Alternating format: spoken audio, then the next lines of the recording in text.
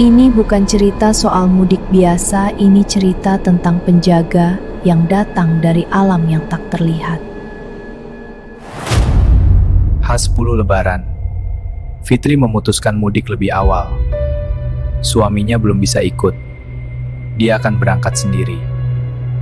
Pagi itu Fitri naik taksi online menuju terminal. Jalanan Jakarta masih sepi, tapi ada rasa ganjil yang pelan-pelan muncul. Tiba-tiba, seekor cicak besar menempel di jendela samping tempat Fitri duduk. Ekornya bercabang dua.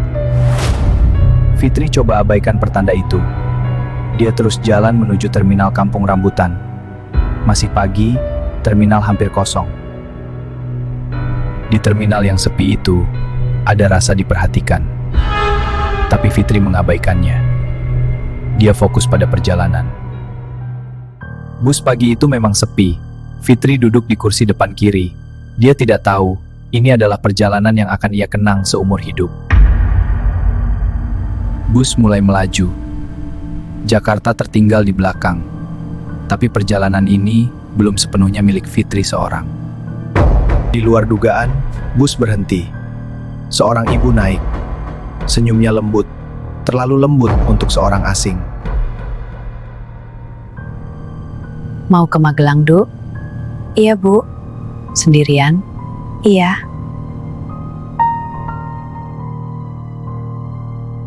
Jasviman.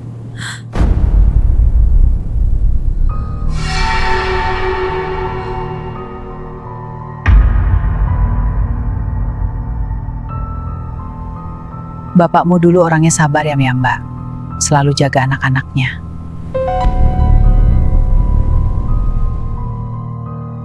Malam merayap.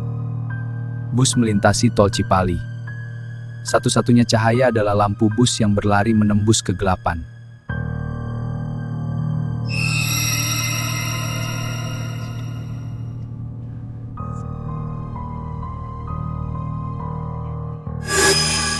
Tiba-tiba Fitri ingat ibu ini. Dia sudah pernah melihatnya di toilet terminal sebelum bus berangkat. Bagaimana bisa?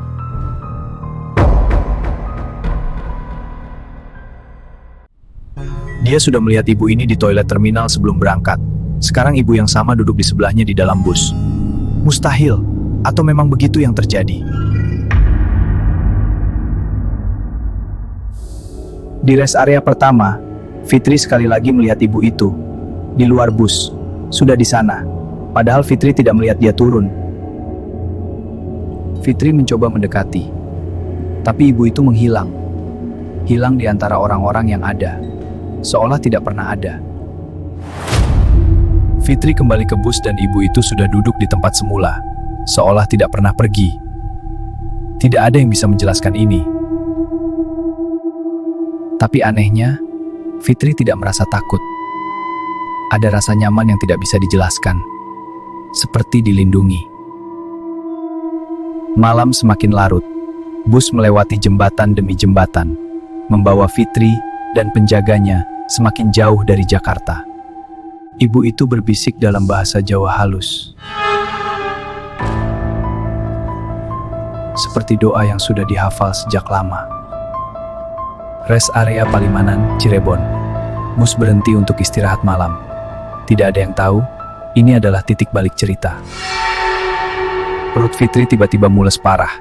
Tidak tertahankan, dia harus turun. Dia melirik sekali ke arah ibu itu. Ibu itu tersenyum. Fitri masuk ke toilet umum sendirian.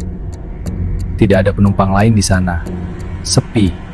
Hanya suara neon yang berkedip. Di cermin toilet, Fitri melihat bayangan ibu itu berdiri di belakangnya. Ketika berbalik tidak ada siapa-siapa. Fitri keluar dari toilet. Dan ketika dia melihat ke area parkir, bus-busnya sudah tidak ada. Kosong total. Fitri berlari, mencari busnya, tapi tidak ada. Bus Magelang itu telah pergi, meninggalkan dia sendirian di malam yang sepi. Mas, busnya kemana? Busnya saya sudah berangkat dari tadi, Bu. Kamu tinggal. Tidak masuk akal. Fitri merasa baru beberapa menit di toilet, tapi bus sudah lama pergi. Waktu seolah-olah tidak berjalan normal.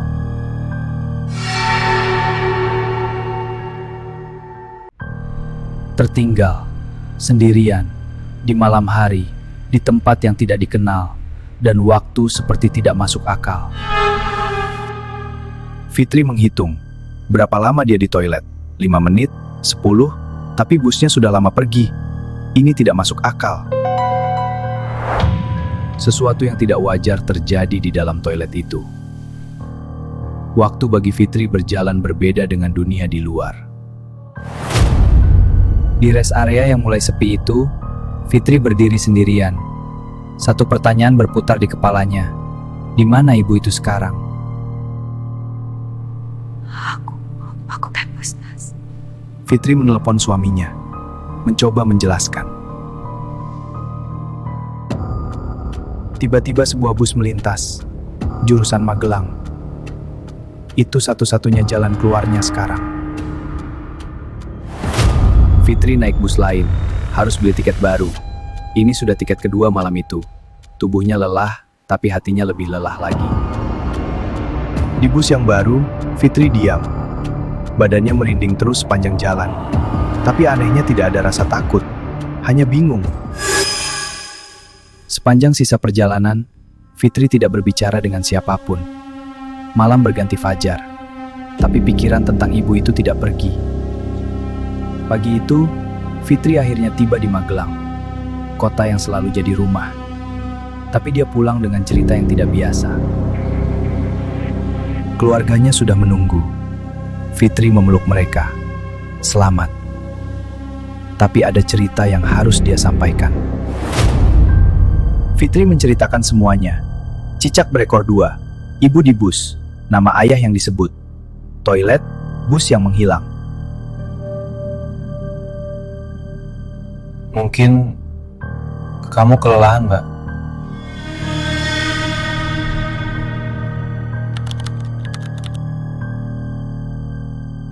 Beberapa bulan kemudian ibu Fitri meninggal dunia. Duka yang dalam melanda keluarga. Dan di saat itulah segalanya terungkap. Saat membersihkan barang ibunya, mereka menemukan sebuah album foto lama. Berdebu, tersembunyi, seolah menunggu untuk ditemukan. Di antara semua foto yang ada di album itu, ada satu yang berbeda.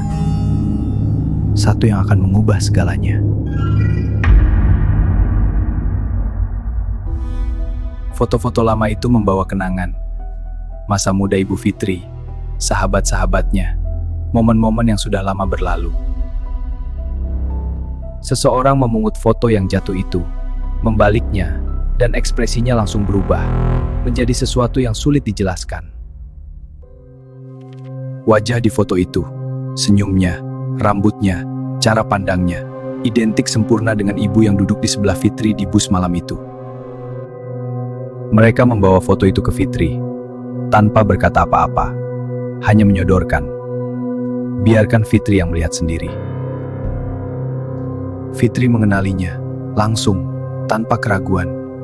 Ini dia, ini ibu yang duduk di sebelahnya, yang menyebut nama ayahnya. Fitri dan keluarganya membandingkan foto dengan ingatan, sama persis, senyum yang sama, rambut yang sama, pandangan mata yang sama.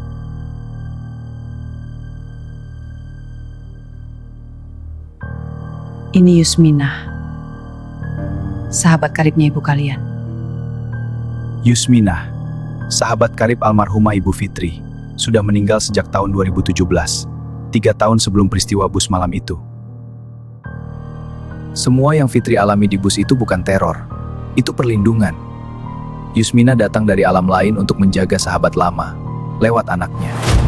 Keluarga Fitri terdiam panjang, menyadari sesuatu yang besar, bahwa kasih sayang melampaui batas kematian.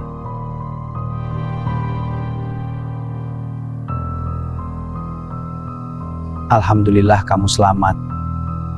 Itu pasti penjaga dari ibu. Setiap lebaran tiba, keluarga Fitri selalu ingat cerita ini.